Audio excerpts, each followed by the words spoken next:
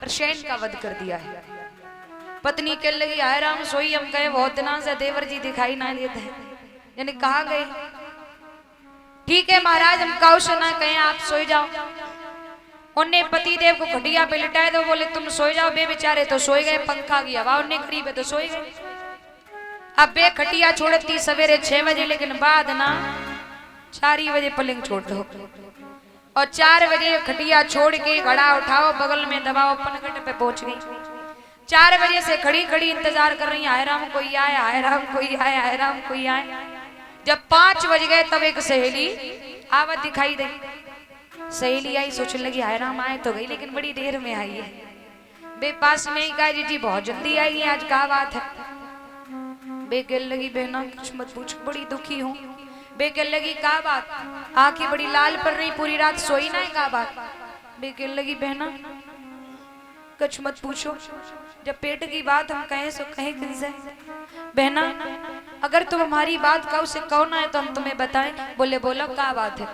बोले बहना काउ से कहियो ना है मड़ी के चक्कर में हमारे देवर प्रसेन को वध कन्हैया ने कर दिया। बे कह लगी आय राम हिंदू धर्म और जे कर्म। हाय जी मोना माले में कन्हैया ऊपर से उकालो अंदर से उकालो। इतनी कही कि उन्ने पाव घड़ा उठाओ बे घर पे पहुंची। पड़ोस ने पाव घड़ा उठाओ बे पे घर पे पहुंची। घड़ा उठाए के अंदर कुन्ना में जाए कि टेक दो। अब पेट को बबू को शांत कैसे हो। घड़ा घरे रखो बे पड़ोसन के घर में जाए घुस गई। पड़ोसन चकिया चला गई। कुंदी खटखटाई अरी बहना अरी बहना अरी बहना। उनने आवाज लगाई री कोए किवाड़ी मत तोड़ डालिए।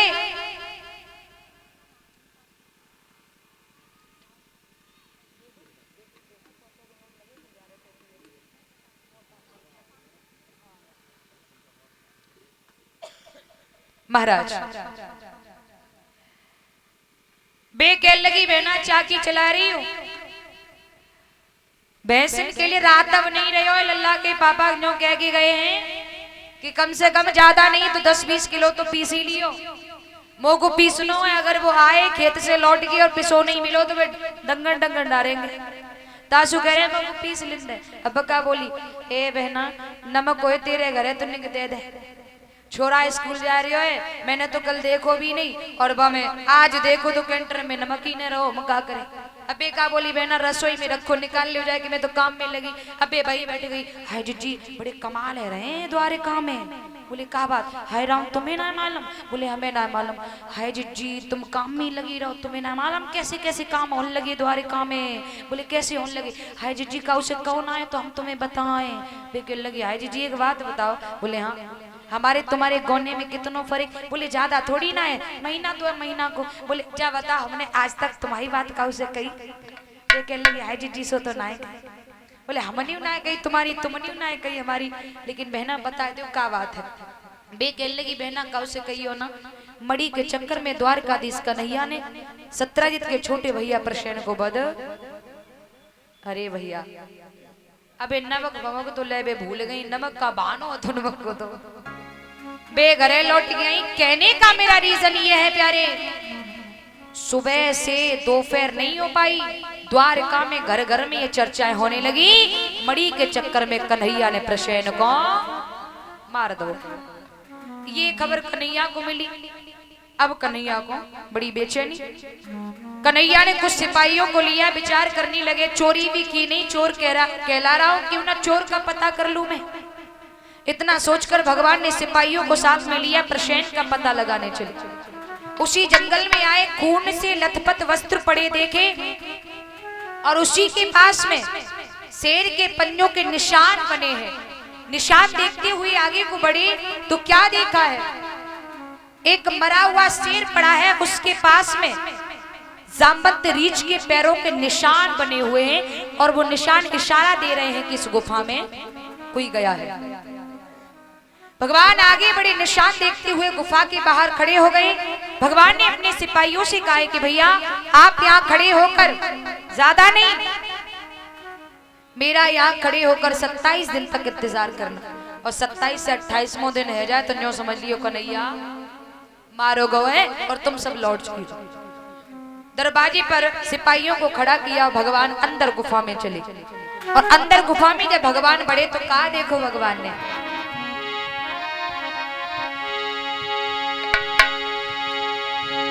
अंदर था एक विशाल भवन और इसमें एक पलना पड़ी हुई।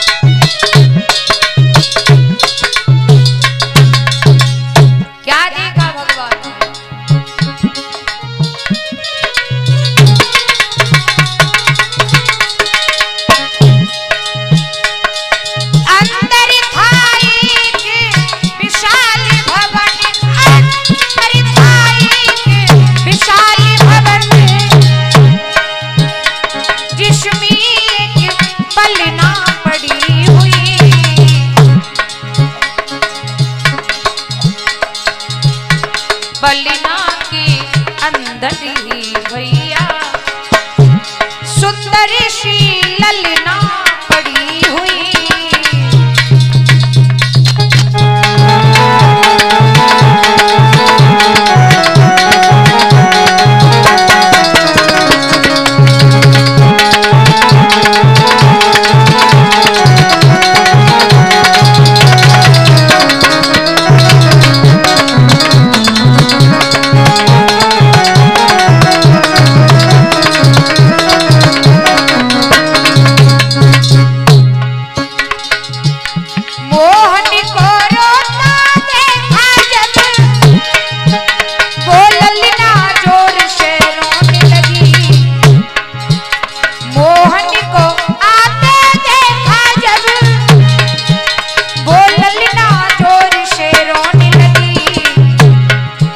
ललना का रोना सुन करके ललना की मैया चीखी उठी।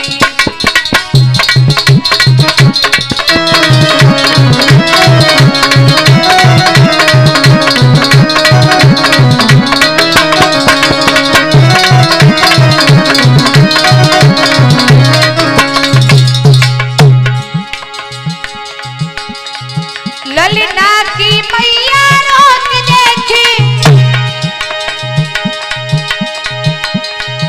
ललना की मैया चीखी उठी। फिर जामवंत और माधव में लड़की ने भगवान को देखा, तेजी से चीखने लगी, रोने लगी। लड़की का रोना सुना लड़की की माँ और तेजी से चिल्लाने लगी। जामवंत ने ये शब्द सुना, रोने का स्वर सुना तो जामवंत भागते हुए आए और भगवान में जामवंत में युद्ध होने लगा। फिर जामवंती और माधव में अरे हाथापाई होने लगी।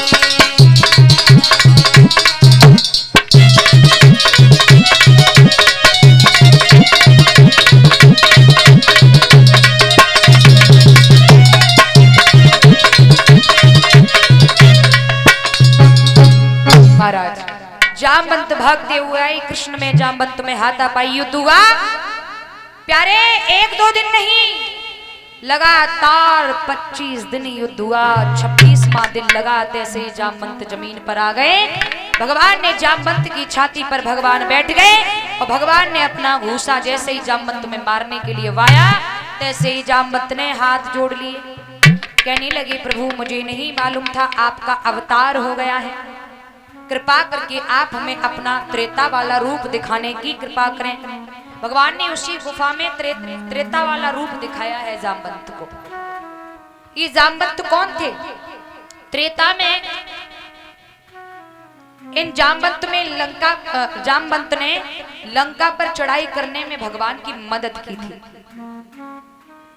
अंत में जब विजय प्राप्त कर ली तो भगवान ने कहा था, अगर कोई कछु मांगना चाहो तो मांग ले। तो जामवंत ने कही, प्रभु बाजियों ने गुजली ना मिटी। भगवान कहने लगे, अगर तुमने मेरी सहायता ना करी होती तो 2 मिनट में गुजरी मेंट देते हम। लेकिन अभी आप मेरे भक्त बन करके रहे, आपने मेरा साथ दिया है। अभी तो नहीं, हम तुम्हें वरदान देते हैं, द्वापर में जब मैं कृष्ण बन के आऊंगा तब तुम्हारे बाजुओं की खुजली जरूर मिटूंगा। भगवान ने वरदान दिया। जामवंत से भगवान ने कहा है कि भैया तेरी बेटी के पास में जो मणि रखी है इसका मुझे कलंक लगा है। जामवंत बोले प्रभु मणि ले जाओ, मणि बाली को ले जाओ। भगवान कहने लगे भैया ऑलरेडी शादी है गई, अब मोना बाली रहने वाली है। बोली नहीं प्रभु, अगर आप मेरी बेटी को अपनाओगे नहीं तो मैं समझूंगा कि आपने हमें क्षमा नहीं किया।